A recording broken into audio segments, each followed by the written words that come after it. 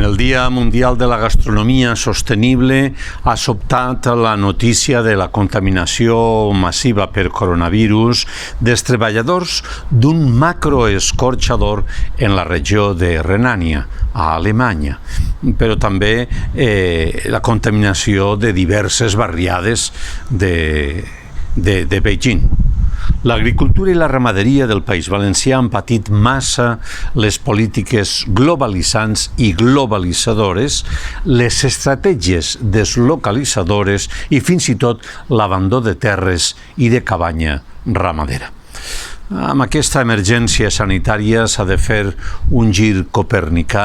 perquè els nous tractats que ha de signar la Unió Europea amb tercers països no deixen de costat aquests sectors, perquè el que cal és aplicar bones polítiques per aconseguir rejuvenir la població agrària i la ramadera.